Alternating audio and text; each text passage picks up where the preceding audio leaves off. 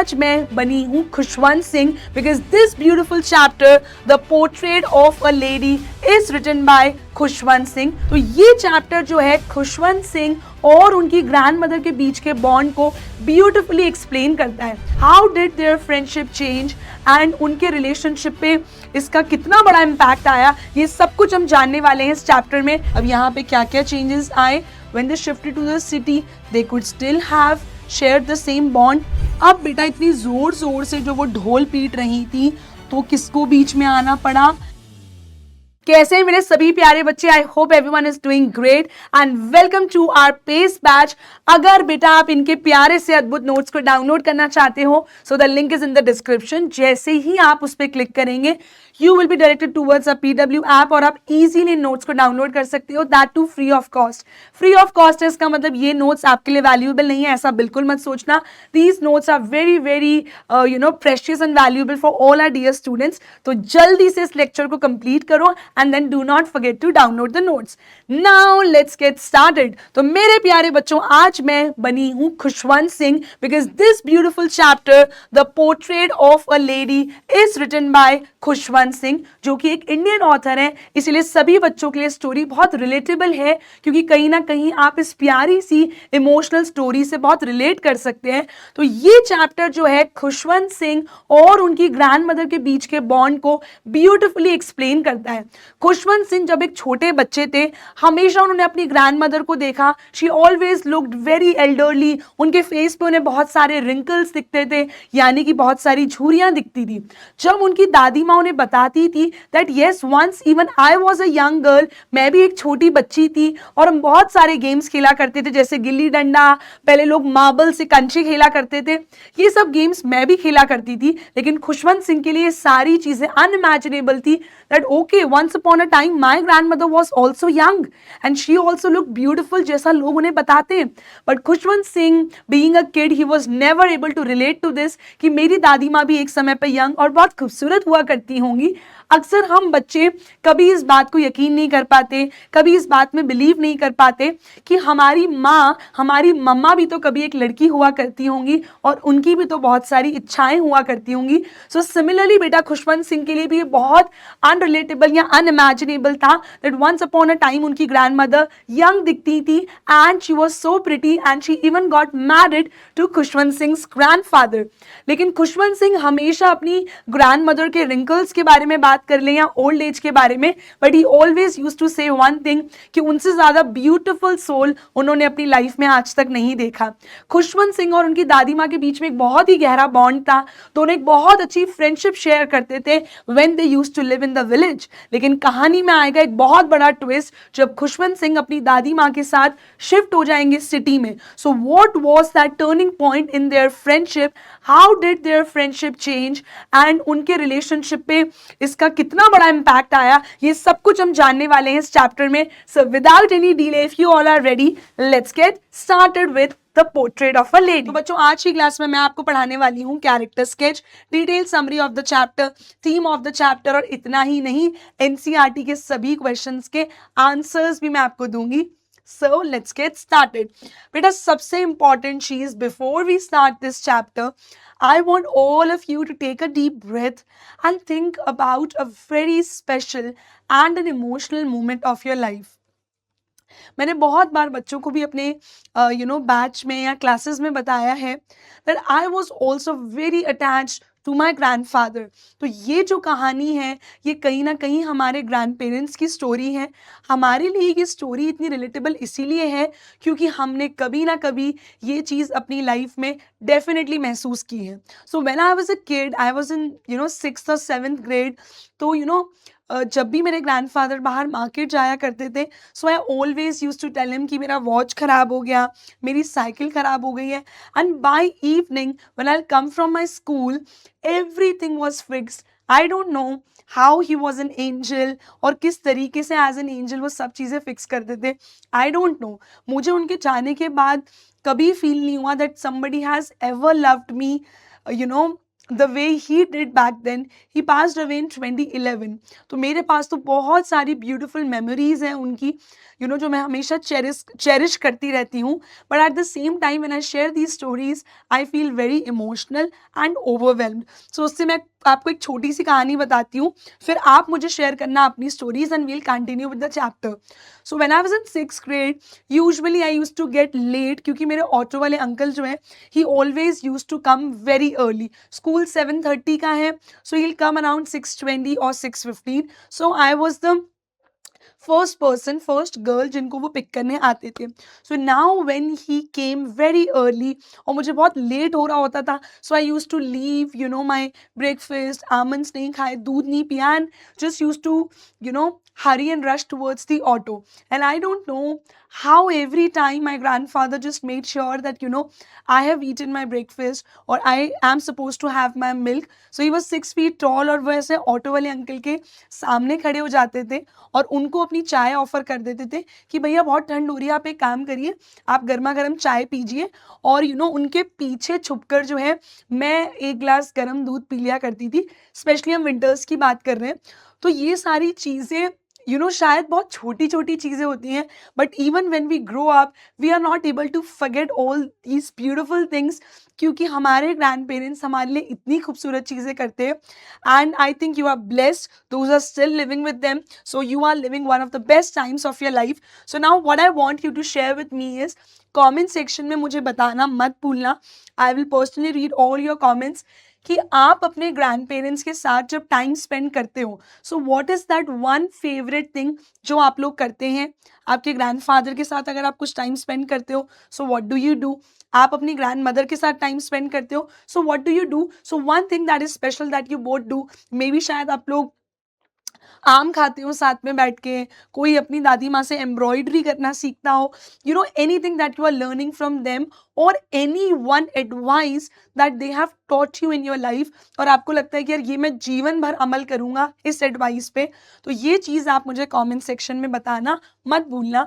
Now without any delay let's get started with our today's chapter. Let's study first about Khushwant Singh. Who was Khushwant Singh? तो खुशवंत सिंह कौन है बेटा? इस chapter के ऑथर हैं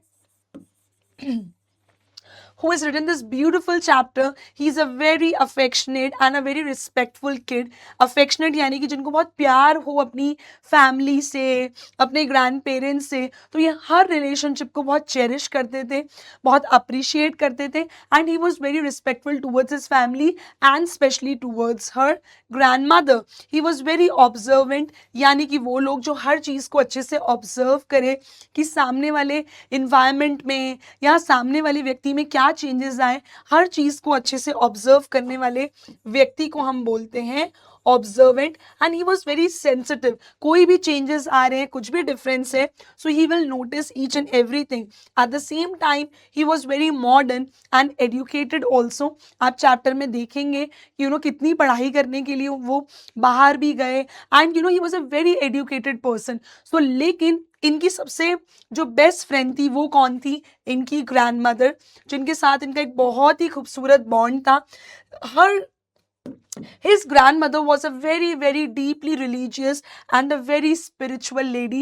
ये गॉड ने बहुत ज़्यादा बिलीव करती थी, एंड यू वोंट बिलीव पूरे दिन इनके हाथ में रोजरी बीड्स यानी कि इस तरीके की रुद्राक्ष की माला रहती थी, जिससे ये पूरे दिन मूव करती थी और भगवान जी का नाम जप करती थी। सो पूरे टाइम आपको इनकी लिप्स जो हैं वो मूव करते हुए दिखेंगे। इनऑडिबल प्रेयर्स ये पूरे दिन करती थी। इनऑडिबल यानी कि ऐसी प्रेयर जो आपको सुनाई नहीं दे रही है, लेकिन सामने वाले के लिप्स कंटिन्यूसली मूव कर रहे हो। She was also a very good observer, सारी चीज़ें ये ऑब्जर्व करती थी कि आसपास क्या हो रहा है। She was very kind and sensitive, specially towards animals. She was very kind towards all the animals. And ये क्या करती थी? She even use to feed all the dogs in the village, and when they shifted to the city she will start feeding the sparrows. तो बहुत strong lady थी, इतनी बड़ी age में भी, though she was around 75-80 years old, but still she was very strong and she was very content in her life कि जितना भी ऊपर वाले ने दिया है वो पर्याप्त है. That means she was very satisfied with her life, that whatever I have got, I am absolutely satisfied with that. तो बोलते ना कि जो वो लालच है, लालच तो कभी खत्म नहीं हो सकता. आपका क्लास 10th का चैप्टर भी है, क्लास 10th की पोयम भी है, रॉबर्ट फ्रॉस्ट ने लिखी. आपकी सेकंड पोयम है fire and ice. So fire क्या डिनोट करता है? Fire denotes the desires that we have. And बच्चों ये डिजायर्स नेवर एंडिंग है. बिकॉज आज एक इंसान एक 1 BHK फ्लैट में रहता है तो कल उसकी इच्छा होगी मेरे पास 3 BHK फ्लैट हो. जब वो 3 BHK में रहेगा, ही और शी वुड वांट अ 4 और अ 5 BHK फ्लैट. जब उन्हें वो मिल जाएगा, we would want a bungalow. Bungalow के बाद maybe we want a mansion. So ये जो डिजायर्स हैं, ह्यूमन डिजायर्स, इनका कोई अंत नहीं है. आज अगर ऊपर वाले ने इतना दिया है तो कल हमें इतना चाहिए होगा. So this is how we behave. But इनकी ग्रैंड मदर बिल्कुल भी इस तरह की लेडी नहीं थी. She was very content with whatever she had in her life and she was very happy with what she had. So now without any delay, let's get started with our chapter. So ये कहानी किसने लिखी है? This is written by Khushwant Singh, who is an Indian author. बहुत ही heart touching autobiographical sketch है जो उन्होंने अपनी दादी माँ के बारे में लिखा है. किसने लिखा है? खुशवंत सिंह ने. तो ये उनकी रियल लाइफ के ऊपर बेस्ड है. So it's his autobiographical sketch उन्होंने दिया है यहाँ पे.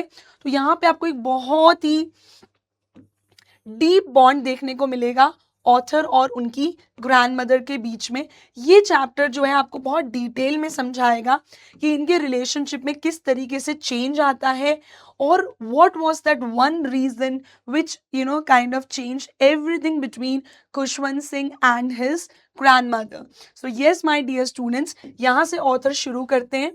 सो author refers to, author means Khushwant Singh. So Khushwant Singh begins by describing his grandmother as an old woman who had a lot of wrinkles on her face. उनके चेहरे पे क्या थे? बहुत सारे wrinkles थे. And यहाँ पे खुशवंत सिंह क्या बोलते हैं? For as long as he could remember, it was difficult for him to imagine that she had ever been young. Now Khushwant Singh उनको लास्ट 10 years, 15 years या 20 years से देख रहे थे. She almost look the same. क्योंकि बच्चों एक समय के बाद, एक सर्टेन एज के बाद आपका फेस बहुत चेंज नहीं होता. So if somebody is going from 60 to 80, उनके फेस पे सिर्फ जो रिंकल्स हैं it is going to increase. ऐसा नहीं है कि बहुत ड्रास्टिक चेंज आएगा, बाल और ज़्यादा ग्रे हो जाएंगे. सो खुशवंत सिंह यहाँ पे यही बोलना चाहते हैं दैट मैं जब से उनको देख रहा हूँ, she looked very old. She had a lot of wrinkles on her face. उनके चेहरे पे बहुत सारी झुर्रियाँ थी जिस वजह से वो काफ़ी ओल्ड लगती थी. So now when anyone told me that once upon a time she was very young, वो भी जवान थी और ब्यूटीफुल थी, तो मैं अपनी दादी माँ को उस तरीके से इमेजिन ही नहीं कर पाता था that yes, once upon a time she would have been 20-25, she would have been very young and beautiful, but मैंने हमेशा उनको उनकी ओल्ड एज में देखा है. So I could never ever imagine how beautiful she would have looked when she was young. Now वो बात करते हैं कि मेरे ग्रैंडफादर की जो तस्वीर है वो हमारे घर पे लगी थी. So there was my grandfather's portrait, यानी कि उनकी फोटोग्राफ लगी थी. कहाँ पे लगी थी? मेरे दादाजी की फोटोग्राफ हमने लगा रखी थी. Where it was above the mantelpiece, mantel के ऊपर थी. यानी कि बच्चों जो ये फर्नेस है, फर्नेस यानी कि जहाँ पर आग जलाते हैं वो भट्टी, उसके ऊपर का जो ये शेल्फ होता है इसको हम बोलते हैं मेंटल. ठीक है, तो मेंटल मतलब पागल नहीं है भैया, हमारा दिमाग खराब है. तो वो वाले मेंटल की बात नहीं हो रही है. फर्नेस के ऊपर जो ये टेबल है, जो ये शेल्फ वाला बात है, पार्ट है, इसकी बात हो रही है. सो यहाँ पर इसके ठीक ऊपर खुशवंत सिंह के दादाजी की फोटो लगी थी. और खुशवंत सिंह जब भी इस फोटो को देखते थे, he could never ever believe that yes, once upon a time मेरे ग्रैंडफादर भी यंग होंगे. And he was married to my grand mother, he was husband of my grand mother. ये सब चीज़ें ये बिलीव नहीं कर पाते थे बिकॉज ऑलमोस्ट इनके ग्रैंडफादर इसमें कैसे लगते थे? somebody who is 100 years old. And Khushwant Singh as a kid thought कि मेरे grandfather हमेशा ही इतने old रहा कर, इतने ही ओल्ड होंगे, लंबी सी लॉन्ग वाइट बियर्ड, एंड कि मेरे ग्रैंडफादर कभी यंग होंगे, he would have got married to my grandmother, then they would have had kids. ये सारी चीज़ें खुशवंत सिंह इमेजिन ही नहीं कर पाते थे when they used to look, when he used to look towards his grandfather's photograph, and when he used to look towards his grandmother. Clear everyone? Next is मेरे प्यारे बच्चों, जब भी इनकी दादी माँ, whenever she spoke about the games she played during her childhood, the author found it almost unbelievable. जब भी इनकी दादी माँ खुशवंत सिंह को बताती थी कि जब मैं यंग थी, जब मैं जवान थी, तो हम भी बहुत सारे गेम्स खेलते थे. कभी हम दोस्त गिल्ली डंडा खेलते थे, पहले के टाइम पे तो कंचे यानी कि मार्बल्स के भी बहुत सारे गेम्स होते थे. So we used to play all those games. सांप सीढ़ी हो गया, जिसको हम अब इंग्लिश में स्नेक एंड लैडर्स बोलते हैं, हाइड एंड सीक बोलते हैं, जिसको हिंदी में छुपा छुपी या इस तरह के नेम से पुकारा जाता है. सो यहाँ पे जब भी इनकी ग्रैंड मदर इन्हें बोलती थी that when she was young she used to play all those games, तो खुशवंत सिंह को इन सब बातों पे बिल्कुल भी यकीन नहीं होता था. और ऐसा आई थिंक हम सब बच्चों के साथ होता है, क्योंकि अगर कोई बोले कि इमेजिन करो आपकी मदर को, जब आपकी मदर बहुत यंग होंगी, when she did not get married to your father, so how she looked, what were her aims, what was her desire, what she wanted to become in her life, what was her aspiration. ये हम कभी imagine ही नहीं कर पाते हैं as a child, because हमने अपनी mother को हमेशा मदर के रूप में देखा है, कभी भी एक लड़की के रूप में नहीं देखा. तो वो कहते हैं ना हिंदी में, माँ भी तो कभी लड़की हुआ करती होगी और माँ की भी तो कुछ इच्छाएं हुआ करती होंगी. So we are not able to imagine how our mother's life was before her marriage. तो जब मेरी मदर मुझे बताती है, मुझे भी बहुत सरप्राइजिंग लगता है.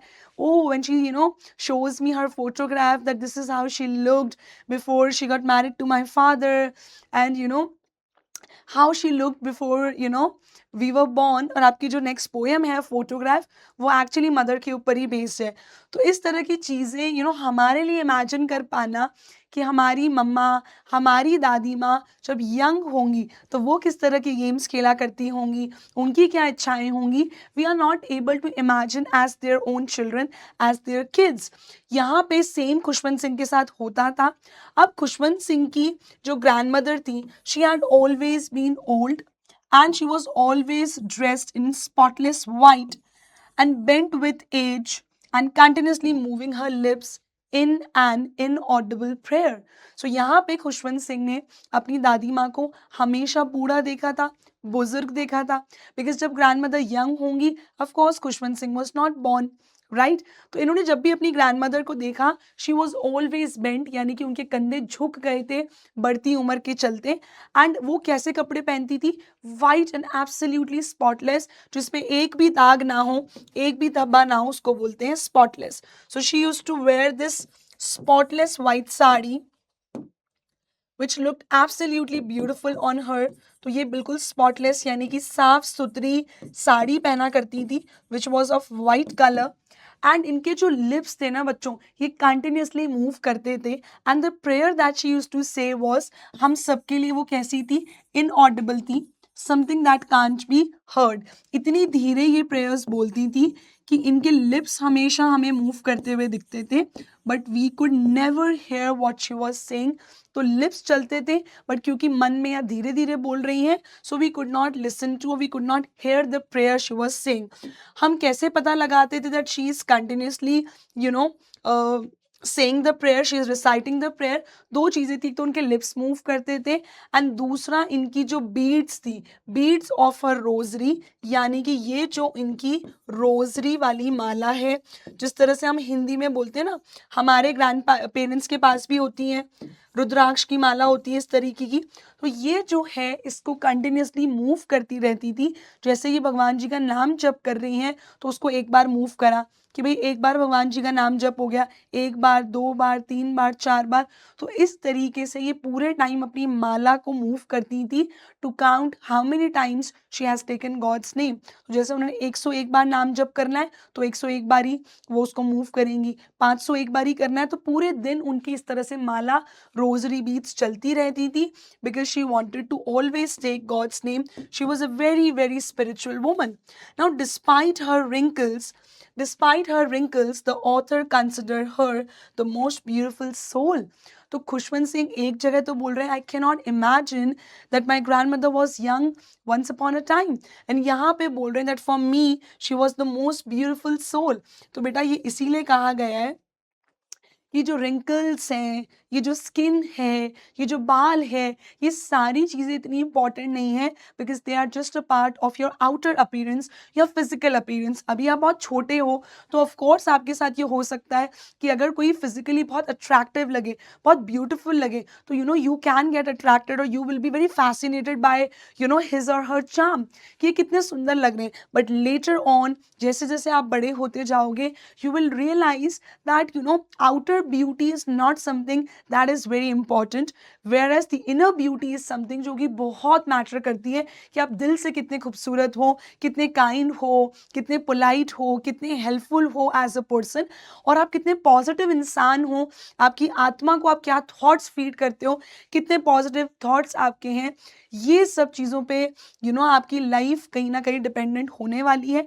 कितने स्मार्ट हो, कितने इंटेलिजेंट हो, वो तो इम्पॉर्टेंट है ही, but at the same time you should be a beautiful soul. तो यही खुशवंत सिंह अपनी ग्रैंड मदर के बारे में बोल रहे हैं दैट दो शी हैड रिंकल्स, उनके चेहरे पे बहुत झुर्रियाँ थी, but at the same time for me she was the most beautiful soul, क्योंकि उनसे खूबसूरत इंसान, उनसे ज़्यादा दिल से खूबसूरत इंसान मैंने अपनी लाइफ में आज तक नहीं देखा।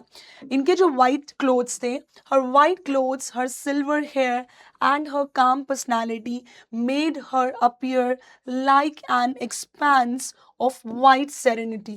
तो जितने आपके NCERT कीवर्ड्स हैं वो मैं अलग उससे मार्क कर रही हूँ। I'm giving you important NCERT keywords also in this one shot। तो बेटा expanse of pure white serenity is again your NCERT phrase। तो बेटा expense का मतलब यहाँ पे क्या होता है, expense मतलब वो महंगा नहीं है, that is EXPENSE। यहाँ पे expense का मतलब क्या हुआ, something that is wide, ठीक है। वाइट सेरेनिटी का मतलब क्या हुआ, दैट काम, दैट पीस। तो वो बोलते हैं कि जब भी आप स्नो को देखते हो, जब भी आप माउंटेन्स में जाते हो जहाँ पे आपको बर्फ दिखती है, तो दूर तक जब आपकी नज़र जाएगी you will just see a white layer of ice. आपको एक चादर नज़र आएगी स्नो की, तो उसको देख के आपको कितना अच्छा लगता है, यू फील सो गुड, काम एंड कंपोज, बहुत पीसफुल और अच्छा महसूस होता है। सिमिलरली जब भी मैं अपनी ग्रैंड मदर को देखता था, आई ऑलवेज फेल्ट कि उनकी पर्सनैलिटी कैसी है, it is like an expense of pure white serenity, कि उनसे ज़्यादा खूबसूरत और कोई नहीं है। और जब उनको देखो, एक तो वो वाइट कपड़े पहनती ही थी, so she was absolute stretch of white calmness and peacefulness. इस तरह की मेरी दादी माँ लगती थी, the kind of clothes she वोर and the kind of calmness she had on her face. कोई नेगेटिव थॉट नहीं, कुछ नहीं, सिर्फ भगवान जी का नाम जप और अपने परिवार और अपने पोते को लेकर बिल्कुल अटूट प्यार। So she always symbolised what, she was a perfect example और a symbol of peace, purity and contentment. Contentment मैंने आपको स्टार्टिंग में भी समझाया, she was a very very very satisfied lady. तो सेटिस्फैक्शन के लिए दूसरा वर्ड होता है contentment. So she was a very satisfied lady and she was a complete expense of white pure serenity. और यहाँ पे बेटा आपको NCERT में वर्ड मिलेगा ग्रे लॉक्स। तो ग्रे लॉक्स का मतलब मैंने आपको दे दिया है। ग्रे लॉक्स यानी कि इनके बाल कैसे थे, कंप्लीटली सिल्वर कलर के, इनके पूरे चेहरे के आसपास इनके ये वाइट यानी कि ग्रेइश बाल जो थे ये स्प्रेड हो रखे होते थे। ऑफ कोर्स वो कोई बहुत ऐसे प्रॉपर अपने बाल तो नहीं बनाकर घूमेंगी, आजकल लड़कियां बनाती है ना, oh I am going to make this sleek bun, neat bun. तो लड़कों जिनको नहीं पता है मैं बता दूं, स्लीक बन इज, जिसमें बाल ऐसे बिल्कुल चिपका लेती हैं लड़कियां, एंड बन इज जूड़ा। तो अब दादी माँ जो है लूज बन बनाती थी, ढीला सा जूड़ा, और बाल जो है यहाँ वहाँ बिखरे होते थे फेस पे। तो यहाँ पे खुशवंत सिंह बोलते हैं कि जब मैं इनको देखता था, उनके जो ग्रे लॉक्स थे वो उनके चेहरे पे पूरे नजर आते थे, but she was a very very beautiful soul. So during his childhood, the author and his grandmother, they shared a very close relationship. क्यों ये इतना क्लोज रिलेशनशिप शेयर करते थे? Because they both use to live together, in a village. ये दोनों साथ में रहते थे, खुशवंत सिंह और इनकी दादी माँ। इस समय पे बेटा इनके जो ग्रैंड पेरेंट्स हैं, इस समय पे खुशवंत सिंह के जो पेरेंट्स हैं, they move to this city, और उन्होंने बोला क्योंकि अभी हम सेटल हो रहे हैं तो आप एक काम करो, कुछ समय के लिए you stay with your grand mother in the village, meanwhile will go and settle things. So author and इनकी जो ग्रैंड मदर है, they used to stay together in the village for some time, and that was the time when they became very very close friends, and she used to take care of Khushwant Singh very nicely. She was a very very affectionate lady. तो वो खुशवंत सिंह का, जो कि उनके पोते थे, उनका बहुत ख्याल रखती थी, जैसे कि हम सबके ग्रैंड पेरेंट्स रखते हैं। तो आप लोग को भूलना नहीं है अपने ग्रैंड पेरेंट्स की वो एक एडवाइस या एक ऐसी चीज़ जो आप उनके साथ करते हो जिसमें आपको बहुत मज़ा आता था, वो आप मुझे ज़रूर शेयर करना। सो एवरी मॉर्निंग उनकी ग्रैंड मदर उन्हें क्या करती थी? उठाती थी, उसके बाद उन्हें क्या करती थी? निल्हाती थी। बेदिड हिम, बेदिड का मतलब क्या होता है? बात करवाना, यानी कि उनको अच्छे से निल्हाना, ठीक है। एंड देन उनको कपड़े पहनाती थी, यानी कि उनकी स्कूल की यूनिफॉर्म या जो भी ड्रेस वगैरह हो गई वो पहना के रेडी करती थी। तो बेसिकली उनकी जितनी भी प्रिपरेशन थी for school, that was all done by Khushwant Singh elderly grand mother.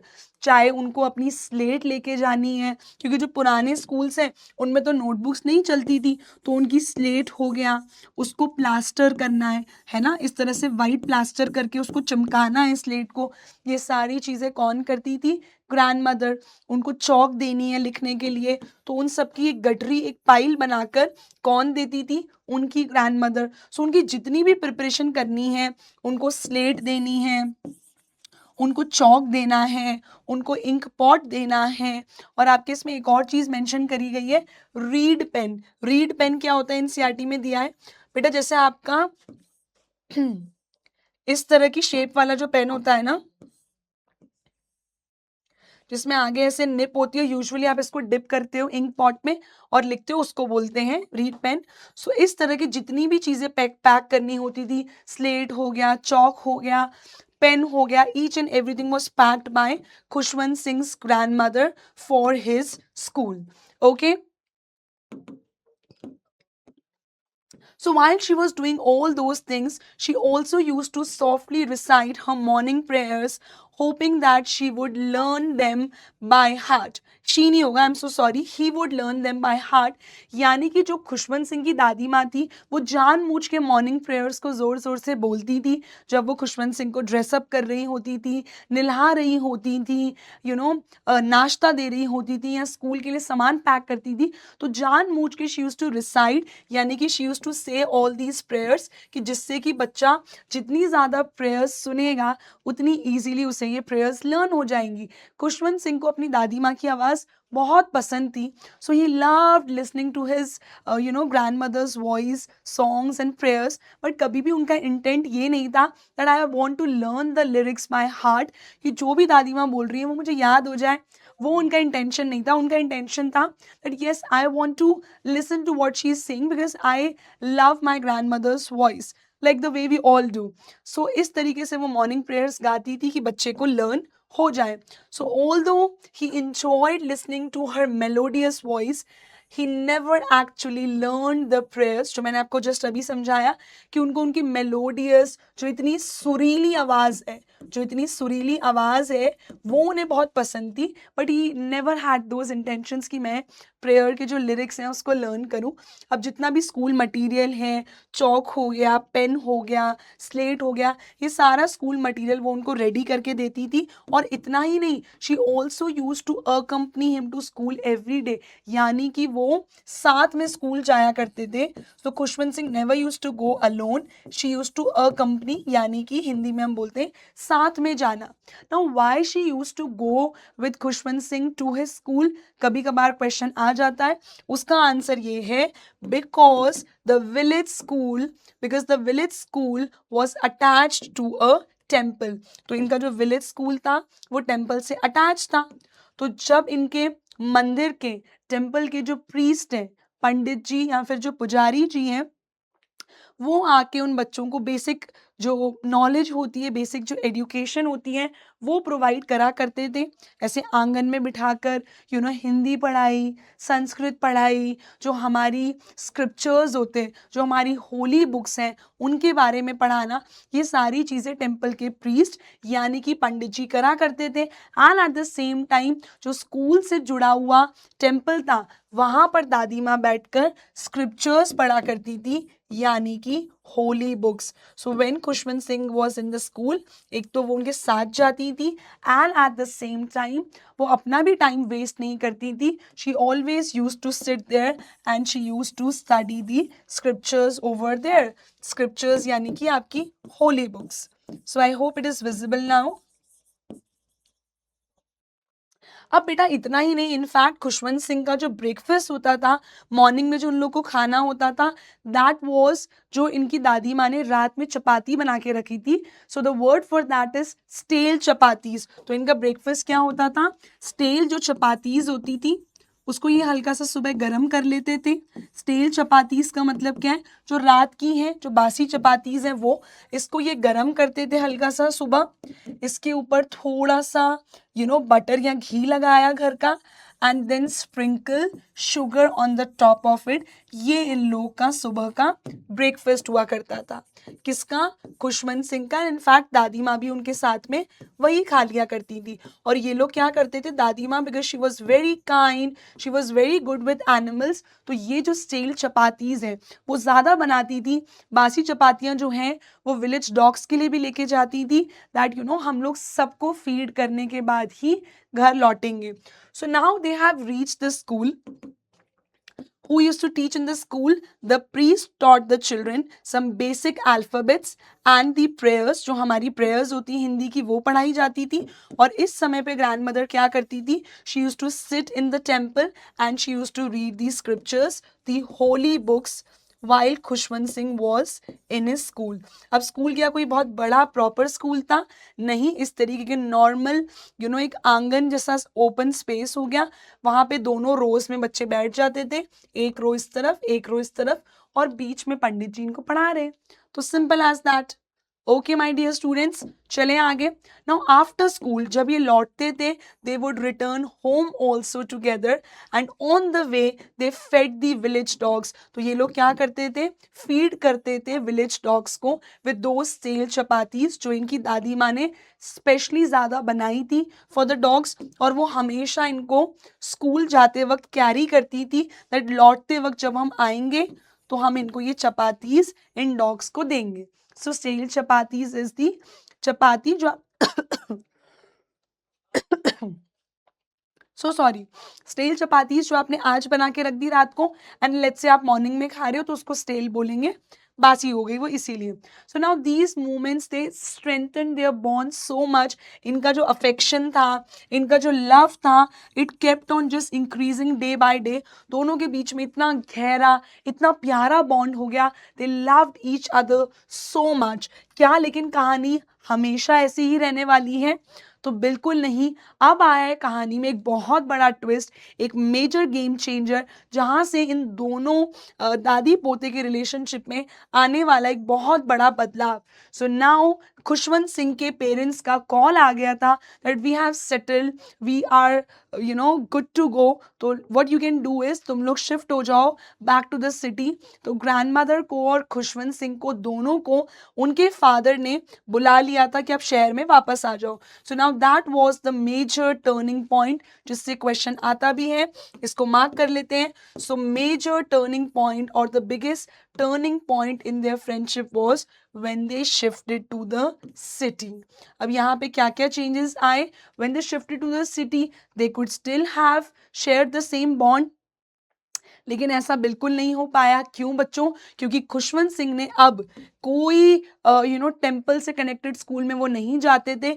He used to go to a new English school that was very very far away from his home where they were staying. तो क्या दादी माँ इनको छोड़ने जा सकती हैं? बिल्कुल नहीं जा सकती छोड़ने। So of course he will go by some cab और अ बस। तो एक मोटर बस जो होती है, जो बस होती है, उससे ये स्कूल जाया करते थे। एंड साथ ही साथ इनके स्कूल के आसपास कोई टेम्पल नहीं था। So there was no temple school कि वहाँ पर कोई प्रीस्ट पढ़ा रहे हैं, पंडित जी पढ़ा रहे हैं, इस तरह की चीज़ें नहीं थी। So there was no school, there was no priest and there were no village dogs that can be seen in the city.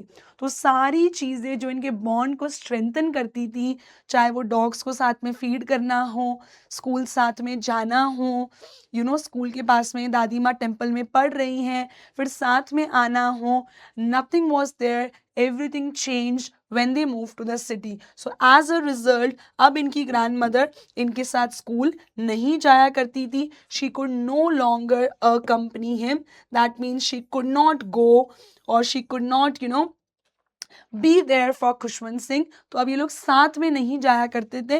Khushwant Singh कैसे जाते थे? मोटर बस से, यानी कि जो बस लेने आती थी उससे। So she gradually became isolated and then she started feeding the sparrows in the courtyard instead of the dogs.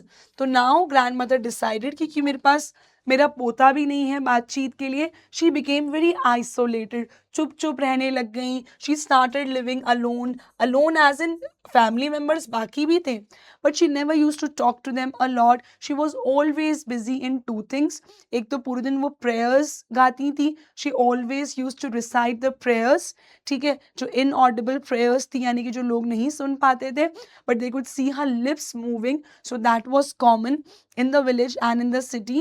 But now as there were no dogs in the city या उनके neighborhood में, तो उनके कोर्टयार्ड में, उनके जो बाहर का एरिया था, जिसको हम लोग काइंड ऑफ हिंदी में आंगन बोलते हैं, तो जो आगे का पोर्च होता है, जो आगे का ऐसे आंगन वाला पार्ट होता है, उसमें उन्होंने क्या किया?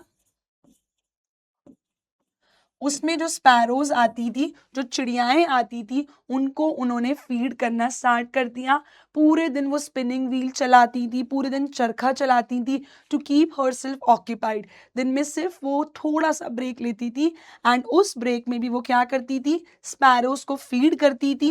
And for the grandmother the best part of her day was those 30 minutes when she used to feed those sparrows. तो अगर क्वेश्चन आए which was the best part of her, which was the best part for Khushwant Singh's grandmother, so those 30 minutes when she was feeding these sparrows.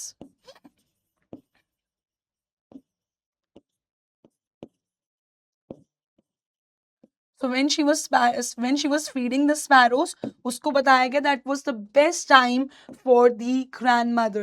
Now as the years passed, थोड़ा और समय निकला, इनके बीच का जो gap था वो और भी ज़्यादा बढ़ने लग गया। और ये गैप के बढ़ने का सबसे बड़ा रीज़न क्या था? क्योंकि Khushwant Singh use to go to a private school. अब बेटा इंग्लिश मीडियम स्कूल में जब बच्चे जाते हैं तो हिंदी संस्कृत पढ़ाई तो जाती है, लेकिन उसके ऊपर ऑफ कोर्स फोकस बहुत कम होता है। और इसी बात की वजह से खुशवंत सिंह की ग्रैंडमदर बहुत दुखी और परेशान रहने लगी कि मेरे पोते के स्कूल में जो सब्जेक्ट्स वो पढ़ाते हैं, उनके लिए वो सब कुछ बहुत डिस्टर्बिंग था, क्योंकि इंग्लिश स्कूल्स में they use to teach about the western culture and specifically western science. अब वेस्टर्न साइंस में of course law of gravity आ गया, न्यूटन्स लॉज ऑफ मोशन आ गए, आर्किमिडीज प्रिंसिपल आ गया। तो इस तरह की जो हाई लेवल चीज़ें हैं वो इनके स्कूल में पढ़ाई जाती थी। So now grand mother was very upset with all of these things. आप सोचोगे कि यार वो अपसेट क्यों है, why she was upset? So she was upset because she was not very educated. She was educated, but she knew about the holy books. She knew how to read and write. लेकिन उनको ये western science के concepts नहीं पता थे। वो चाहती थी कि मैं खुशवंत सिंह से बात कर पाऊँ, मैं उसको पढ़ाऊँ, लेकिन वो तभी हो सकता है जब वो सब्जेक्ट्स उन्हें पढ़ाए जाएं जो उनकी दादी माँ को आते हो। So she did not like when Khushwant Singh was taught about law of gravity, Newton's laws of motion, Archimedes principle, and the fact that Earth is round. Earth revolves around the, you know, Earth revolves around the sun, and the sun revolves around the earth. मतलब जो भी अपने science के concepts हैं, मैंने उल्टा बोला है यहाँ पे, बट ये जितने भी अपने कॉन्सेप्ट्स हो गए कि every action has an equal and opposite reaction, तो ये हो गए सारी वेस्टर्न साइंस वाली जो चीज़ें हैं जब इन्हें पढ़ाई जाती थी, इसको लेके दादी माँ बहुत नाखुश थी, because she kind of believed in the traditional beliefs की जो संस्कृत है, जो हिंदी है, जो हमारे श्लोकाज हैं, जो हमारी होली बुक्स हैं, वो आपके स्कूल में कम क्यों पढ़ाई जाती है, क्यों नहीं पढ़ाई जाती। That was grandmother's problem, that why they are just focusing on western science. एक दिन खुशवंत सिंह बड़े खुश होकर बताते हैं दैट डू यू नो आज हमारे स्कूल में क्या हुआ, we had our music class, we had our music period. तो जैसे ही वो अपनी दादी माँ को ये बताते हैं, then she became very unhappy the day when Khushwant Singh told about his music lesson. Music lesson को सुनने के बाद तो वो बहुत ही ज़्यादा नाखुश हो गई that Khushwant Singh is learning music in A school, क्योंकि उनके लिए म्यूजिक क्या था, उनके लिए म्यूजिक का मतलब था that it had lewd associations. To her, music had lewd associations and was associated with harlots and beggars and not respectable families. तो दादी माँ का ऐसा मानना था कि म्यूज़िक जो है वो रिस्पेक्टेबल फैमिलीज़ के लोगों के लिए नहीं बना है। It is not something that is made for good people, it is not made for good gentry, it is made for beggars and harlots. Beggars आपको पता है, those who ask for money और फॉर फूड, अपने basic survival के लिए, जिसको हम हिंदी में भीख मांगना बोलते हैं। हार्लट्स के लिए होता है प्रोस्टिट्यूट्स इज़ द वर्ड। तो इस तरह का दादी माँ का मानना था कि ये अच्छे परिवार के लोगों के लिए नहीं है। म्यूजिक का जो रिलेशन है, जो एसोसिएशन है, that is with prostitutes, harlots, that means and beggars. उन लोगों का एसोसिएशन इनसे होता है। हम जैसे लोग जो इतनी रिस्पेक्टेबल फैमिली से आते हैं, उनका बच्चों कोई लेना देना नहीं है विथ म्यूजिक। और मेरा जो पोता है, why he is learning all those things in the school, ये देख के वो क्या हो जाती हैं, बहुत ज़्यादा नाखुश। Is it clear till here? सबको यहाँ तक क्लियर है बच्चों? आगे चलें, ठीक है। सो ये क्या है उनके लिए, यहाँ से भी क्वेश्चन आता है that why grand mother was very upset when Khushwant Singh told her about learning music, because to her music had lewd association. उनके लिए म्यूजिक सीखना इज इक्विवेलेंट टू वल्गर चीजें, गंदी घिनौनी चीजें थी उनके according. So according to her it was very vulgar association. इससे सिर्फ हार्लेस एंड बेगर्स जुड़े होते हैं, ना कि रिस्पेक्टेबल फैमिली के लोग। So although she did not openly criticise, क्या उन्होंने बिल्कुल ओपनली म्यूजिक की बारे में उल्टा सीधा बोलना स्टार्ट किया, क्रिटिसाइज किया, मना किया मत सीखो, ऐसा नहीं था। लेकिन उनकी जो चुप्पी थी, जब वो शांत रही, उसी साइलेंस से खुशवंत सिंह को क्लियरली समझ में आ गया that she absolutely disapproved of learning music. ठीक है, क्लियर है बच्चों यहाँ तक? सो now she was very unhappy with the music thing. इसको एक बार फिर से समझ लेते हैं। She was upset with the western science that was taught. यहाँ पे मैंने आई थिंक एक बार एक उल्टा सेंटेंस बोल दिया था। So the earth revolves around the sun, ये सब चीज़ें पढ़ाई जाती थी, इनसे वो नाखुश थी। And she had one more problem कि आप अपने प्राइवेट स्कूल्स में why don't you teach about God and the scriptures, आप होली बुक्स हो गई, गॉड के बारे में ये सब चीज़ें आप स्कूल में क्यों नहीं पढ़ाते हो, why you just teach about Western science. That was a very big problem and issue with Khushwant Singh's grandmother. Clear है यहाँ तक सभी को?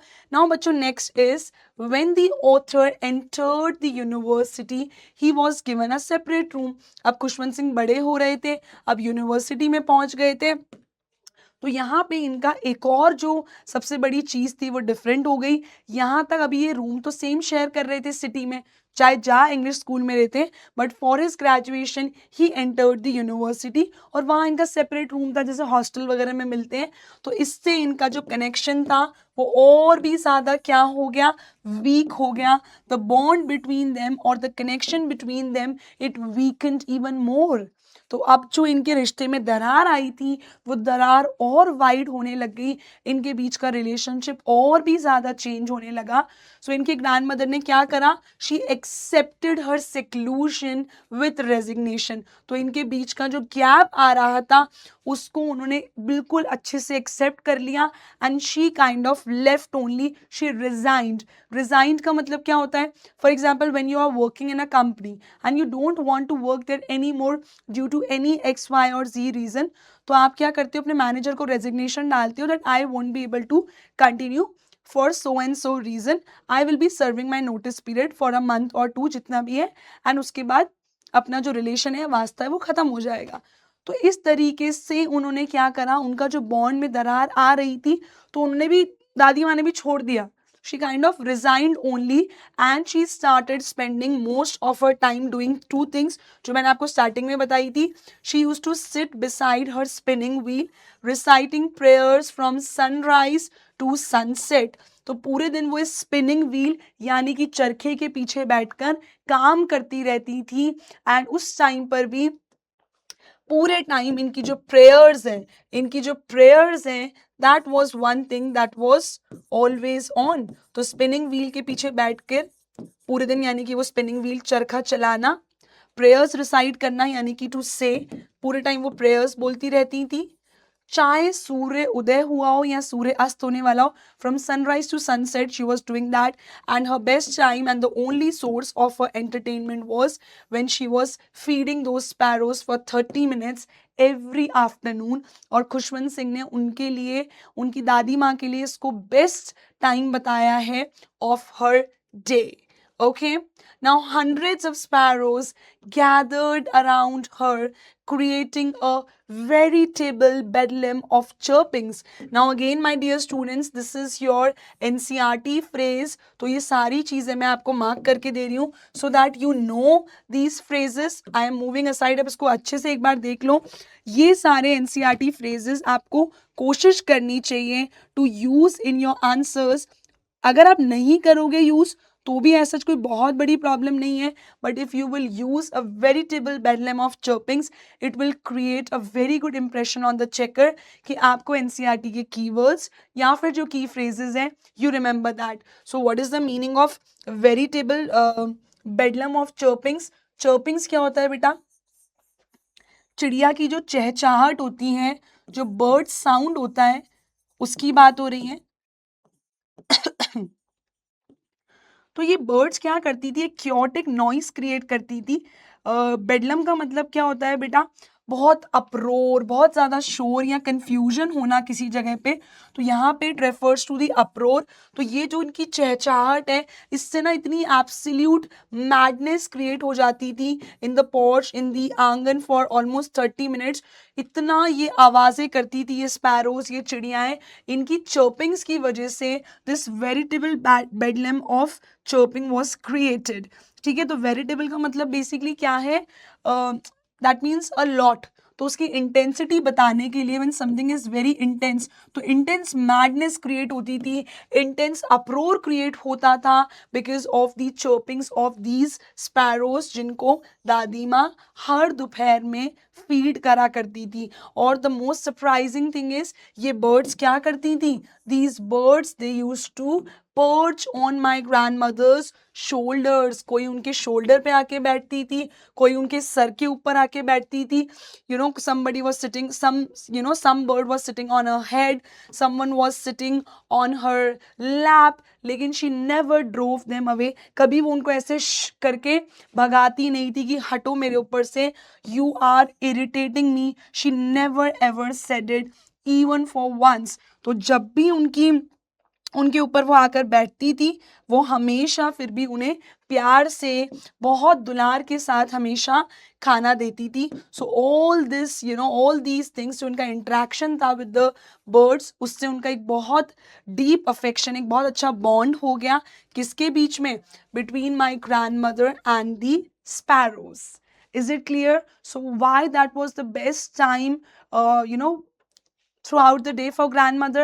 Because she did not have anyone to speak to, and when she used to give food, when she used to give breadcrumbs or those chapatis to the sparrows, she felt so good, that as if she has somebody in her life. So that was the best time for Khushwant Singh's grandmother.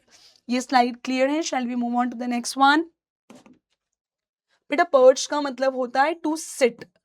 तो ये क्या करती थी? मेरी दादी माँ के sir पे बैठती थी, शोल्डर्स पे बैठती थी, लेग्स पे बैठती थी, बट वो उन्हें कभी हू करके भगाती नहीं थी. So later when the author decided to go abroad for higher studies, अब उनकी ग्रेजुएशन हो चुकी है, he is going away, that means he is going abroad, India से बाहर जा रहे थे for his post graduation.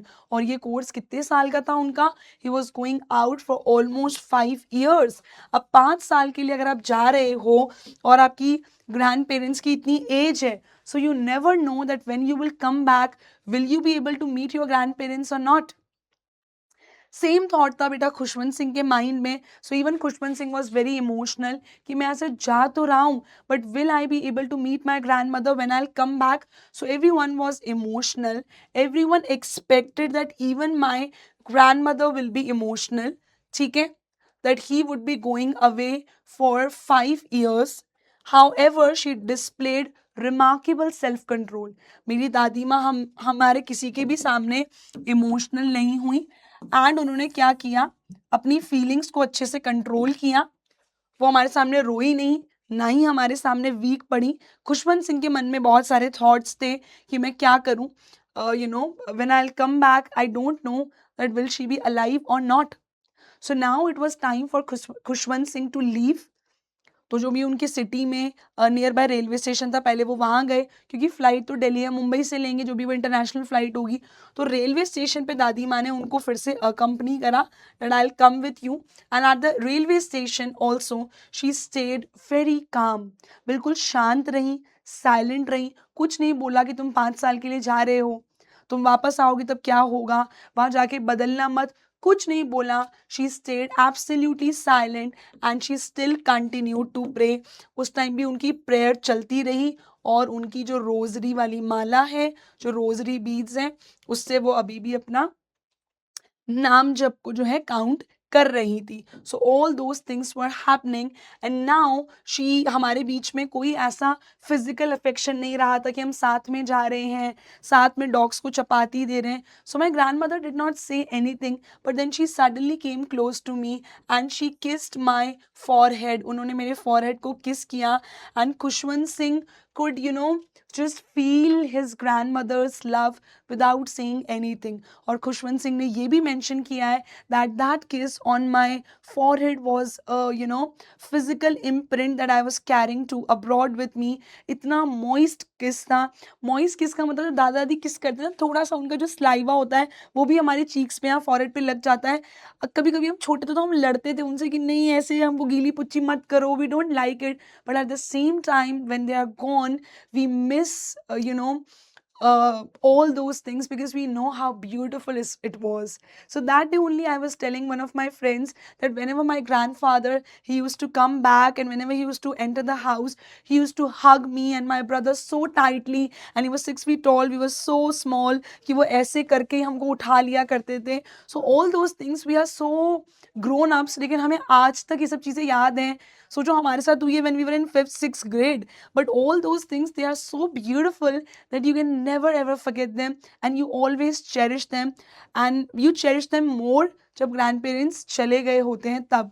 तो यहाँ पे वो बोलते हैं कि दादी माँ का जो किस था मेरे फॉरहेड पे, उन्होंने बिना कुछ बोले अपने सारा प्यार मेरे तरफ जो था उसको प्रेजेंट किया, ठीक है, व्यक्त किया।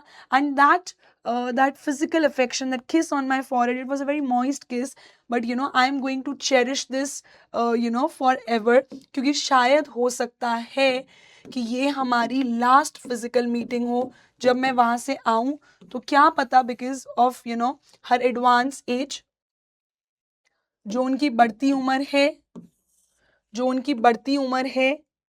उनकी जो एडवांस एज है, उनकी जो बढ़ती उम्र है, उसकी वजह से शायद क्या पता मैं उनसे वापस ना मिल पाऊं। सो 5 years later, पूरे 5 साल बाद, when the author returned home, he found his grandmother almost unchanged. अब यहाँ पे दूसरा कहानी में ट्विस्ट आया कि इनकी पढ़ाई भी कंप्लीट हो गई 5 साल की, और जब ये लौटे, luckily fortunately grand mother was alive, जो कि खुशवंत सिंह को बिल्कुल उम्मीद नहीं थी कि यार जब मैं आऊँगा दादी माँ जिंदा होंगी या नहीं। But the best part was that she was still alive and she look know older than before. जैसे मैं उन्हें 5 साल पहले छोड़कर गया था, वो आज भी वैसी ही दिखती थी। शी लुक्ड नो ओल्डर, वो बिल्कुल भी और बूढ़ी नहीं हुई थी, बिकॉज जब मैं छोड़कर गया था तभी उनकी अच्छी खासी एज थी। So she looked exactly the same the way she used to look.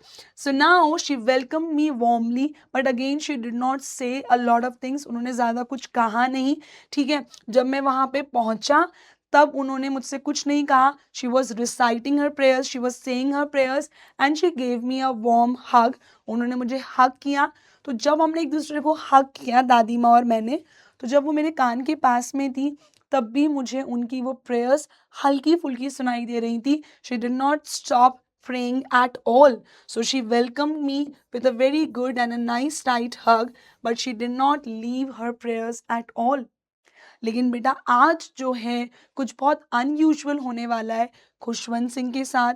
उनकी दादी माँ में एक बहुत बड़ा चेंज आने वाला है, जो इवन खुशवंत सिंह की पूरी फैमिली के लिए बहुत सरप्राइजिंग होगा। So that day something very unusual happened, जो आज से पहले कभी नहीं हुआ था, वो होने वाला था। That evening, she completely abandoned her routine of prayer and gathered the women of the neighborhood. She abandoned यानी कि she completely left praying that day. जो इतने सालों से सनराइज से लेके सनसेट तक प्रेयर्स करती थी, that day she did not say a single thing, उन्होंने कुछ नहीं बोला।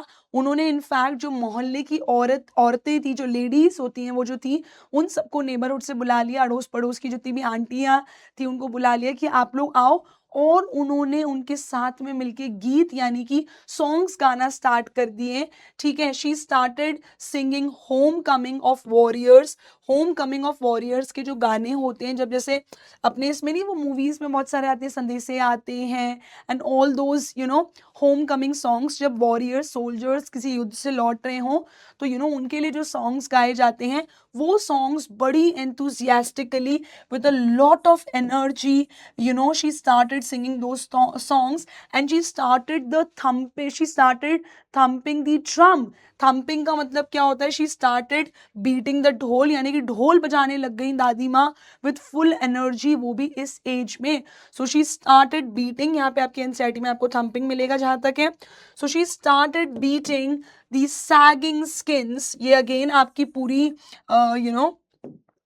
ये अगेन आपकी पूरी एनसीईआरटी की लाइन है। Again I am marking it, इसको आप मार्क कर लो। जितने भी बच्चे मेरे साथ नोट्स प्रिपेयर कर रहे हैं, you can note it down, you can note down the meanings of all those important phrases. Okay, so Khushwant Singh's grandmother, she started beating the sagging skins of the dilapidated drum.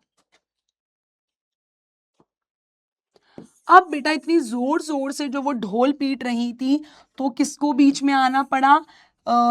Khushwant Singh की family को बीच में आना पड़ा and उनको क्या करना पड़ा? Persuade करना पड़ा, इंटरफेयर करना पड़ा, ताकि वो रुक जाएं, to stop Khushwant Singh grandmother, otherwise उनकी तबीयत और ज़्यादा खराब हो जाती जितनी एनर्जी से तेज तेज वो उन ड्रम्स को, ढोल को बजा रही थी। तो बीटिंग आप समझते हो, बजाना है ना ढोल को। सैगिंग क्या होता है, वो ड्रम कहीं ना कहीं पुराना था, तो उसका जो ये वाला पार्ट है ये कैसा हो चुका है, लूज लूज हो चुका है। सो सैगिंग स्किन मतलब क्या हुआ, ड्रम की जो स्किन थी वो किस तरह की थी, लूज स्किन थी। और डिलापिटेटेड, बहुत ही पुराना सा कुछ ड्रम वो उठा के लाई थी या नेबरहुड की महिलाओं से मंगाया। तो एक पुराना सा ड्रम था, पुराना सा ढोल था, जिस पे लेडी संगीत वगैरह में भी जिसको बजाया जाता है, एंड महिलाएं संगीत वगैरह कीर्तन करती हैं, संगीत गाती हैं। तो family had to persuade her, family had to come in between, stop तो आगे लिखा हुआ है, फैमिली हैड टू इंटरफेयर। किसकी फैमिली ने इंटरफेयर करा, खुशवंत सिंह की फैमिली ने इंटरफेयर करा उनको स्टॉप करने के लिए, रोकने के लिए, क्योंकि पूरी फैमिली डर गई थी अगर इन्हें नहीं रोका तो ये अपने आप को एग्जॉस्ट कर लेंगी, she will be to tired. और इस उम्र में इस तरीके से जोर जोर से गाने गाना, अपने आप को इतना एग्जॉस्ट करना, it's not a good thing. So this was the first and only time the author had seen his grand mother neglect prayers. आज से पहले खुशवंत सिंह ने कभी नहीं देखा था कि उन्होंने प्रेयर्स नहीं करी हो। She was always busy in doing prayers from sunrise to sunset.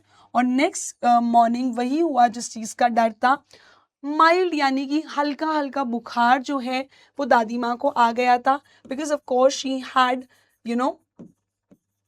she had exhausted herself yesterday by beating those drums, those dilapidated यानी कि old drum। इन्होंने डॉक्टर को बुलाया और डॉक्टर ने इनको ये आश्वासन दिया कि ओवर एग्जर्शन की वजह से इनकी तबीयत खराब हो गई है। तो अश्योर किया, आश्वासन दिया कि it is nothing so serious, ये ठीक हो जाएंगी, बस माइल्ड फीवर है हल्का हल्का सा। लेकिन दादी माँ ने डॉक्टर की बात नहीं मानी और फैमिली को इन्फॉर्म करा that she believed her end was near, कि अब जो है मैं नहीं बच पाऊंगी, I am not going to survive. तो उन्होंने डॉक्टर की बात नहीं मानी। अब आपके लिए शायद ये सरप्राइजिंग हो, बट मैं आपको सच में बताना चाहती हूँ that a lot of times it happens with with the people those who are going to go away, those who are going to pass away, जो कि भगवान जी के पास जाने वाले हैं, उन्हें बहुत बार पता चल जाता है that I am going to die or I am going to stay alive। This can be very surprising funny आपके लिए कि ये क्या बोल रहे हो मैम, बट दादी माँ को एक्चुअली पता चल गया था that I am not going to survive any more. वहाँ आई कैन से कि I can relate to this, क्योंकि मेरे ग्रैंडफादर का 2011 में 2011 में जुलाई में एक बार एक एक्सीडेंट हुआ था, which was a very serious accident, and we saw that he lost a lot of blood. लेकिन इतने बहादुर इंसान थे वो दैट मैंने अपनी लाइफ में उनसे ज़्यादा कोई बोल्ड और करेजियस मैंने आज तक पर्सनली नहीं देखा। I cried a lot, I was a kid, I hugged him and I was crying कि ये क्या हो गया ये वो, एंड वो अपना ड्रेसिंग व्रेसिंग करवा के and he said I am all right, I am absolutely fine. हम लोग रो रहे हैं, हमारे चेहरे पे वो आंसू ना रहे हैं, वो शिकन ना रहे, इसके लिए उन्होंने अपना दर्द एक स्माइल के पीछे छुपा लिया। And he said I am absolutely okay. So of course 15-20 दिन उनको आराम करना पड़ा, जो कि उन्हें बिल्कुल पसंद नहीं था। ज़बरदस्ती हमने करवाया that you need to rest, and फिर उनकी तबीयत थोड़ी सी और डिग्रेड हुई, बट अगस्त में then he started driving once again, and because उनको चक्कर वगैरह आए and he fell. Now it was not a very major accident, he just fell. Okay, of course आप गिरोगे तो लगेगी, but it was not as a major accident that he had in जुलाई। But then when my father just got a call that जिनके हम number से call कर रहे हैं ये आपके कौन लगते हैं, इनका एक्सीडेंट हो गया है। So my father said he is my father, that means my grandfather. और वो भाग कर वहाँ पर जब मेरे पेरेंट्स पहुँचे एंड उनको इमीडिएटली ऑटो वगैरह में बिठाया that let's go to the hospital, the first thing that my grandfather said was that I am not going to live any more, मुझे नहीं लगता मैं बच पाऊंगा। तो उनके जैसा बोल्ड और करेजियस इंसान भी ये बोल रहा है कि मैं नहीं बच पाऊंगा, शायद उन्हें कुछ समझ में आ रहा था। एंड एवरीवन वाज लाइक आप तो बिल्कुल ठीक हो, आप तो बिल्कुल ठीक हो, आपको कुछ नहीं हुआ, you can talk, everything is good, आप ऐसा मत बोलिए। But as soon as we reach the hospital हमें पता चला दैट वहाँ पे इंटरनल ब्लीडिंग स्टार्ट हो चुकी थी ब्रेन में, इंटरनल इंजरी इतनी थी, and then within a day he went to coma and then he passed away.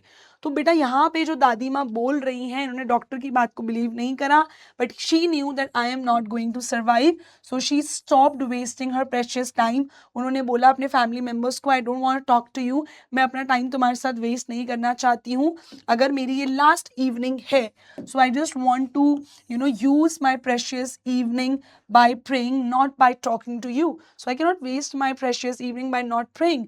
So she decided कि अगर ये उनका last समय है तो she is going to spend all those remaining hours in devotion to God. यानी कि वो सिर्फ और सिर्फ क्या करने वाली हैं, भगवान जी की भक्ति करने वाली हैं when she is lying on the bed. So family ने बहुत समझाने की कोशिश करी, लेकिन उन्होंने फैमिली से बात करने से बिल्कुल मना कर दिया. बेड पे पीसफुली आराम से शांति से वो लेट गई and she kept on praying and praying and praying. वो आराम से अपनी प्रेयर करती रही बेड पे लेटे लेटे भी. उनकी जो रोजरी वाली जो माला थी, जो वो रुद्राक्ष की माला थी, वो कंटिन्यूसली उनके हाथ से चल रही थी और लिप्स हल्के हल्के मूव कर रहे थे because she was continuously saying those prayers. लेकिन थोड़ी देर बाद ही बेटा फैमिली ने क्या ऑब्जर्व किया कि ग्रैंड मदर की जो लिप्स हैं उन्होंने मूव करना बंद कर दिया है और वो जो माला थी वो अब उनके हाथ से आके नीचे गिर गई है. That means the grandmother was no more because there was no movement. She could not, she could not hold that rosary, mala, those rosary beads. She could not, you know, hold it in her hands. And that was the time जब खुशवंत सिंह की family को ये realize हुआ that the grandmother had passed away peacefully. So there was a very, very, very calm and a peaceful expression that was there on my grandmother's face even after her death. यानी कि वो life में भी बहुत satisfied थी and जब वो गई तब भी माथे पे कोई शिकन या सिलवटें नहीं थी. एक काम और एक पीसफुल, एक कंटेंट चेहरा था that I'm very satisfied even when she left. So that is how Khushwant Singh's grandmother looked at that time. Now there is one more incident that happened when the grandmother passed away, and that was a very emotional and a very moving, जो दिल को झंझोर दे, है ना, आपकी आत्मा खुश हो जाए, इस तरह का इंसिडेंट हुआ जो खुशवंत सिंह ने मेंशन किया है. अब सबसे पहले रीति रिवाज क्या कहते हैं कि बॉडी को आप बेड पे या सोफा पे जहाँ भी उनकी मृत्यु हुई है आप उनको बेड से नीचे उतार के ज़मीन पर लेटाएं. तो similarly that is what they did. Her body was placed on the floor, that is according to our customs, हमारे रीति रिवाज के according. And then she was covered with a red shroud, एक रेड चद्दर से, रेड दुपट्टा हो गया, red चादर से बेसिकली हमने उन्हें क्या किया, उनकी जो डेड बॉडी थी उसको कवर किया, क्योंकि डेड बॉडी को ऐसे ओपन नहीं रखते और क्या करते हैं बेटा, बेड पे नहीं रखते. So what do they do, आप सबसे पहले उनको नीचे उतारते हैं. Now that can be different for each and every religion, लेकिन इनके रिलीजन के हिसाब से इन्होंने उनको सबसे पहले क्या करा, नीचे उतारा और उसके बाद रेड कलर का श्राउड यानी कि रेड क्लॉथ, रेड चादर से उनका फेस और बॉडी कवर करी. जब ये करके ये जा रहे थे उसके उनको बहुत सारे और भी रीति रिवाज थे जो फॉलो करने थे, रिलेटिव्स को इन्फॉर्म करना होगा. तो मॉर्निंग से इवनिंग हो गई, सारे काम में बिजी थे. लेकिन जब ये लौटे they observe that thousands of sparrows they gathered silently around my grand mother's corpse. Corpse यानी कि डेड बॉडी. तो मेरी दादी माँ की डेड बॉडी के आसपास, कॉर्प्स के आसपास हजारों चिड़ियाँ इकट्ठी हो चुकी थी. वो भी कैसी थी, बिल्कुल शांत. So there usual cheerful chirping जो कि हमें देखने को मिलती थी, वो हमेशा चिड़ियाएँ इतना चहचहाती थी, इतना शोर करती थी. There was complete bedlam, there was complete madness when the sparrows were there. But that day those sparrows were also absolutely quiet. They remained completely quiet as if they were also mourning her loss. Morning मतलब दुख व्यतीत करना. जब किसी की मृत्यु हो जाती है तो काइंड ऑफ रोना, क्राइंग, दुख व्यतीत करना, as if those birds were also crying for her loss, यानी कि for my grand mother's death. मेरी मदर को लगा कि ये कुछ खाने आई होंगी चिड़ियाएँ, बिकॉज हो सकता है भूखी हो. तो खुशवंत सिंह की मम्मा ने क्या करा, ब्रेड क्रम्स लिए, यानी कि ब्रेड के छोटे छोटे टुकड़े करे और चिड़ियाओं के सामने डाल दिए, जैसा कि दादी माँ करा करती थी. Everybody thought that these sparrows are here to eat something, but the biggest surprise was that they were not there for those breadcrumbs. उन्होंने एक दाना नहीं खाया, और जैसे ही हमने अपनी दादी माँ की बॉडी उठाई, उनका कॉर्प्स यानी कि डेड बॉडी हम लेकर गए for cremation, the birds quietly flew away. Birds जो थी वो चुपचाप उड़ गई. They did not even touch a single piece of bread crumb. उन्होंने एक सिंगल पीस जो ब्रेड के टुकड़े का था उसको नहीं खाया. The next day the untouched bread crumbs was swept into the dustbin. तो यहाँ पे बेटा क्या हुआ, अगले दिन जो है जो ब्रेड क्रम्स थी, जो छोटे छोटे टुकड़े थे, वो क्या हुए, उसको डस्टबिन में डालना पड़ा, क्योंकि जो चिड़ियाएं थी उन्होंने एक टुकड़ा भी नहीं खाया. They did not even have one single piece of the bread crumbs. Now ये क्या था, चिड़ियाओं के तरफ से एक साइलेंट ट्रिब्यूट था अपनी उस व्यक्ति के लिए जो उन्हें दिन भर फीड करती थी. सो ये बच्चों की तरफ से क्या थी, एक ट्रिब्यूट थी. किसके लिए, उस व्यक्ति के लिए जो इनको इतने टाइम से फीड कर रही थी, वो थी खुशवंत सिंह की ग्रैंड मदर. तो जो स्पैरोज थी, they were also extremely upset, very sad, and grand mother was a perfect and a beautiful symbol of purity, kindness, and the deep connection she had with all those living creatures. कि किसी की मृत्यु पे सिर्फ इंसान नहीं, अगर जानवर भी शोक मना रहे हैं तो आपने अपने जीवन में कुछ तो सही किया होगा. So that was Khushwant Singh's grandmother, the most and the purest soul that Khushwant Singh had ever seen. इतनी बार मैं ये चैप्टर पढ़ा चुकी हूँ, but still I have goosebumps, है ना, उतने रोंगटे खड़े होना बोलते हैं हिंदी में. So when ever I teach I am so nostalgic. मुझे मेरे ग्रैंड पेरेंट्स नज़र आते हैं in front of me, and जिस तरीके से खुशवंत सिंह ने ये चैप्टर लिखा है, I think it is surreal.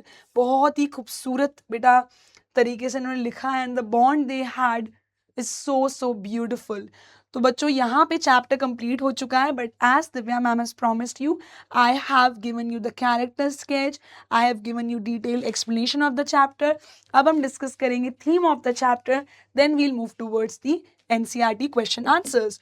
तो बेटा ये जो आपका चैप्टर है ये क्या हाईलाइट करता है, it highlights the deep bond of love, care and companionship जो कि ऑथर और उनकी दादी माँ के बीच में थी, डिस्पाइट जो भी सर्कमस्टांसेस चेंज हुए. कॉन्ट्रास्ट ये है, दो चीज़ों में फ़र्क ये है कि दादी माँ ट्रेडिशनल वैल्यूज़ में बिलीव करती थी. Khushwant Singh being a modern kid, he had to go to a private school जहाँ पे मॉडर्न एजुकेशन मिलती थी, but he still remain devoted to God. और दादी माँ तो जो हैं वो हमेशा स्क्रिप्चर्स पढ़ती थी, and she was very very devoted towards God. तो ये चैप्टर मेनली दिखाता है the deep bond of love and care between a grandson and his grand mother. So बहुत ही प्यारी और इमोशनल ये कहानी है जो हमने आज पढ़ी है. तो ये जो स्टोरी है ये सेलिब्रेट करती हैं और दिखाती हैं खुशवंत सिंह की ग्रैंड मदर का सेल्फलेस लव, उनकी spirituality, the way she believe in God, and उनका जो हर चीज़ को लेके नखरे ना करना, और अपनी लोनलीनेस, शहर चेंज, अपना गांव छोड़ना, हर चीज़ को the way she peacefully accepted. People are not able to do that. We say change is the only constant, but क्या आप एक यंगस्टर होके, या मैं बीइंग अ यंग पर्सन, क्या हम उसको चुटकी बजाते ही कर लेते हैं? No. But she move from village to the city, she accepted everything, even the seclusion when she was alone. She left the dogs, she started feeding the sparrows. So change is the only constant. बोलना बहुत आसान है बच्चों, but change is the only constant को believe करना और अपने life में अमल करने में बहुत ज़्यादा फ़र्क होता है. सो यहाँ पे चैप्टर कंप्लीट हो चुका है. Let's begin with question and answers, and let's start with our first NCERT question. तो बेटा क्वेश्चन ये काफ़ी इंपॉर्टेंट है, इसको अच्छे से देखते हैं. You have to describe the three phases of author's relationship with his grandmother before he left to study abroad. थोड़ा सा इसमें टाइपो है, I'll fix it quickly. So before he left before he left, before he went to abroad,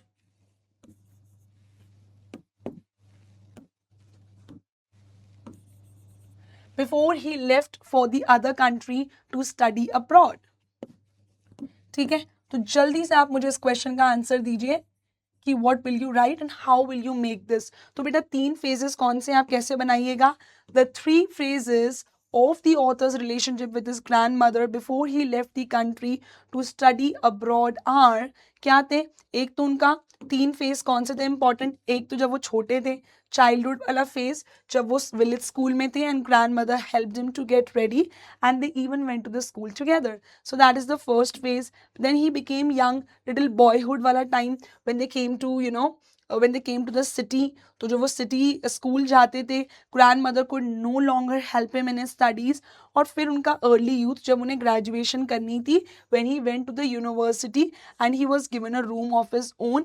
और वो जो common link था उनकी friendship का, क्वेश्चन आता है यहाँ से, what was the common link of friendship and how did it snap या why did it snap? So the common link of friendship between Khushwant Singh and his grandmother was the room that they used to share.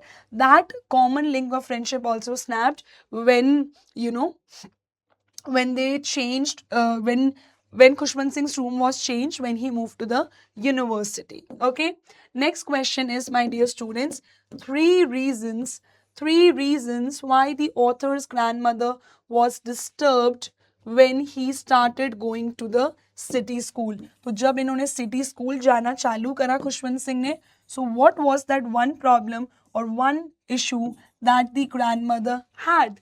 तो क्या वो 3 बड़े reasons थे? तो पहला हम लिखते हैं बेटा, सबसे बड़ा रीजन क्या था? She did not like western science and learning that was taught in the private school where Khushwant Singh was studying.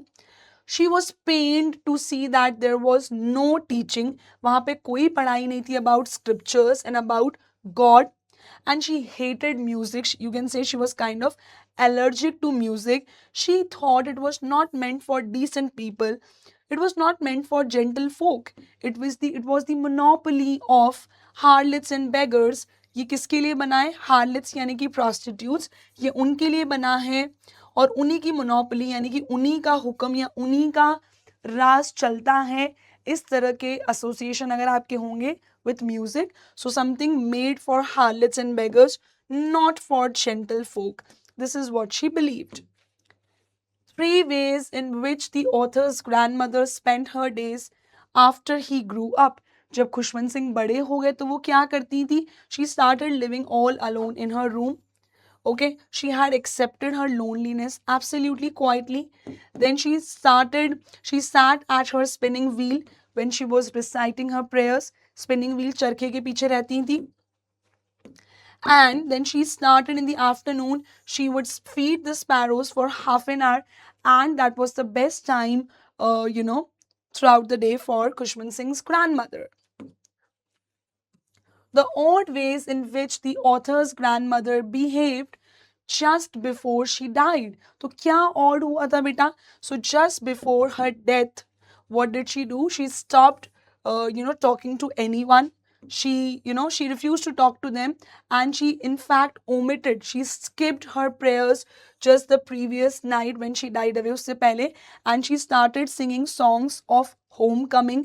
जब warriors लौटते हैं, she started beating the drum, and then when she realized that I am not going to survive, then she stopped talking to the family members. She thought that I am wasting my time, so she ignored the protest.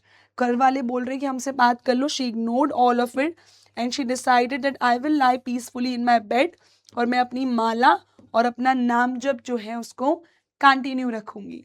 Clear everyone? So yes, next question. The way in which the sparrows expressed their sorrow when the author's grandmother died. So what do you understand by that? What was that way? It was a very unique way because thousands of sparrows, they sat silently around the dead body of the author's grandmother. There was no chirping at all. चिड़ियाओं की कोई भी चहचहाट नहीं थी. There was no chirping. The author's mother threw some bread to them कि वो खा लेंगी, but the birds, they took no notice of those breadcrumbs. As soon as my grandmother's corpse यानी कि मेरी ग्रैंड मदर की जो डेड बॉडी थी, हमने जैसे ही वो हटाई, all the birds they just flew away quietly, and thus the sparrows were also there to mourn and to express their sorrow. So, my dear students, on this note, we have completed our first chapter, A Portrait of a Lady.